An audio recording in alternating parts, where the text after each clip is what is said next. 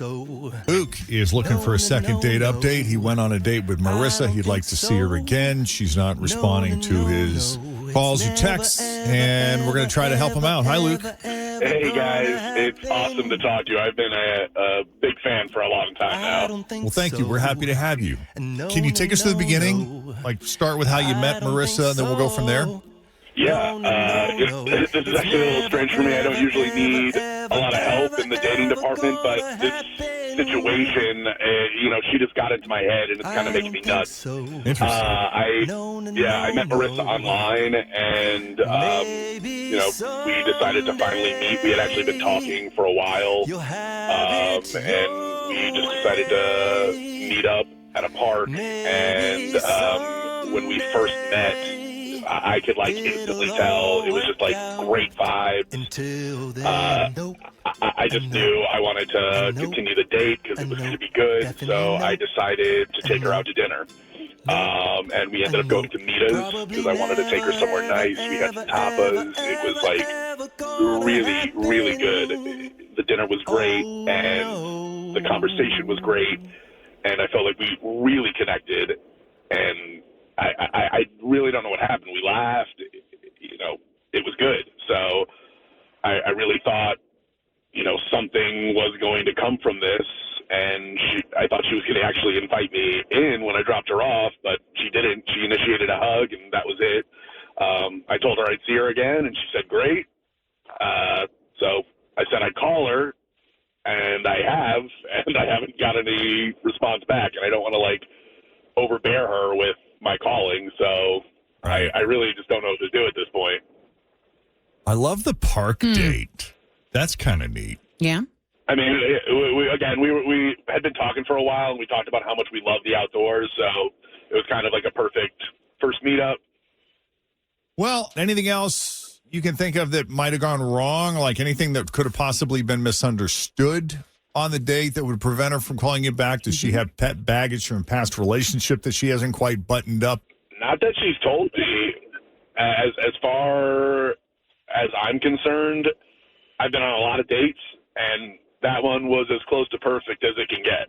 It really was great, and nice. I am just, so I have no idea what could have gone wrong. All right, why don't we take a break? When we come back, we'll call Marissa and see what she really thought of Luke and her two meetings with her at the park and at Mita's as Second Date Update continues. Marissa had talked for a while before meeting up in person. Their first date was at a park. They both liked the outdoors, great opportunity to get to know each other, and they made more of a formal date where they had dinner at Mita's, and that went fantastic.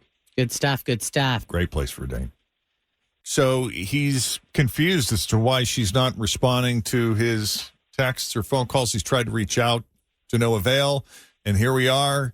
Anything else, Luke? Did I gloss over anything important? Nope, that's about it. All right, let's call her.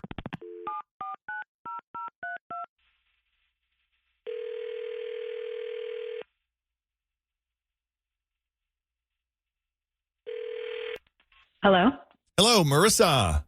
Yeah, who's this? It's Jeff and Jenn at Q102. How are you this morning?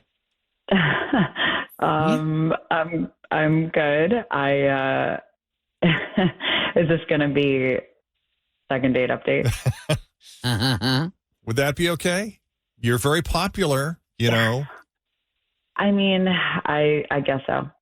Are you seeing anybody right now? Like, are you involved in a serious relationship? Are you dating multiple people? What's your current situation right now? No, I am very, very single. Very single. Mm-hmm. Okay. So you went on a date with Luke recently. You guys were at Mita's, and you've gotten together a couple of times, as I understand, correct? Yeah. And the last time you saw him was at Mita's. Mm-hmm. How do you think that date went? I mean, I thought he was a pretty good guy. I was definitely into him until the bill came. What happened when the bill came? He literally took out a calculator to calculate the tip because he didn't want to give a penny over 15%. And he went on this rant about like tipping fatigue and how he's sick of being expected to give servers, or anybody who was supposed to be tipped like more than that. And he got like kind of worked up about it when he was explaining like his stance to me. And honestly, he just sounded like a dick, especially to me. Like, I used to work in a restaurant. I know how hard it is and what it's like to get like a shitty tip. Mm-hmm. And it was just a deal breaker for me. I did not like his attitude at all. And I just think how people treat servers and service people, it is very important to me. Yeah. The whole tipping thing aside, like, how was his behavior? How was his demeanor with the server? I mean, it was fine before that, but it's just like, for me, like, also like he thought automatically that I'd agree with him. And it was such a turnoff. Like, it just killed it for me. Oh, interesting. Mm-hmm. I have a friend who will always subtract the tax. You're not tipping for the tax. Oh. Wow. And if we're out together, we'll remind everybody, because, we're all paying our own bills. We'd be like, hey, remember to take the tax out before you figure out your tip. Yeah. I've actually been out with other restaurant people and people who work in the hotel industry that say the same thing, which is surprising coming from them. They do? Yeah. Wow. Well, depending on how big your bill is, I mean, it can make, if you go to a fancy restaurant where you're spending $150 or $200 per person on your meal, I mean, the tax on that is a significant chunk. Yeah, that's interesting. So 15% is your hard limit. Is that right, Luke? Yeah, and I'm sorry, but I didn't realize that you were one of those people. Like, you just throw your money around to anyone and everyone who wants a dime, and it's whether they deserve it or not. And that's the problem. If you earn more tip because I got some kind of like exceptional service, that's one thing. But like, I am a watcher of my bank account. I watch it like a hawk, and I definitely want to be with somebody who is fiscally responsible. So I don't even think this would work anyway. Did you learn that from your family? Like, did your mom and dad do that growing up? My mom did. 100%. My dad only shops for sales.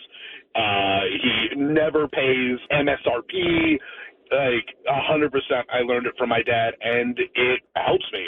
It helps me get the things I need to get because I have the money for it, and it's just the way I am. Wow, you guys are so far apart on this, and the date went so well. Well, I mean, it is what it is. It's not even a significant amount of money. Like, for you to insinuate that I'm fiscally irresponsible is ridiculous. I just actually care about people, so we're just different. You say that it's not an insignificant amount of money, but you do that 3 times a week, 52 times a year. It adds up, and over the years, that amount of money can add up to something that you dream about, like a dream vacation or an improvement in your home, something like that.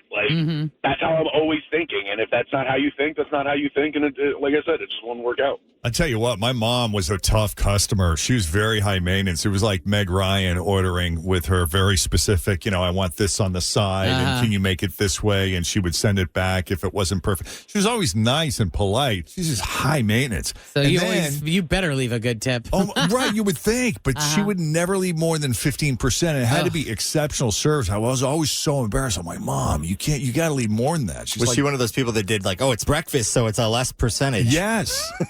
Yeah. All your friends that deduct the tax, they're right. They should be deducting the tax. Wow. Okay, well, not a match, obviously. I'm sorry. Definitely not.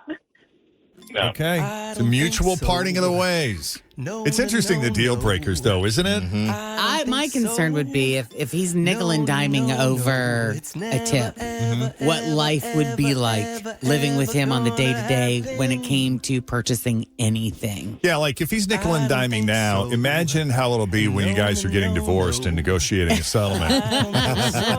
And child support and everything else. I mean, can you imagine, negotiating buying a house or going to get a new car or even purchasing clothes? I mean, you kind of went through that a little bit too, right? Don't get me started. A little bit. That's why when Chris and I, we watch House Hunters together, and we always check to see, like, do we agree on the same philosophy, like same attitudes of the buyer, which one we would pick out of the three. And price is always a big one because what his price range is versus her price range are sometimes two completely Totally different. universes. Yeah. All right. Well, thank you both for coming on Second Date Update. I'm sorry we couldn't get it together. Probably just as well. Luke, we appreciate you putting yourself out there. And Marissa, best of luck to you. Thank you. Thank you. I appreciate you guys. Still a big fan. Thank you. No, thank you. Appreciate that.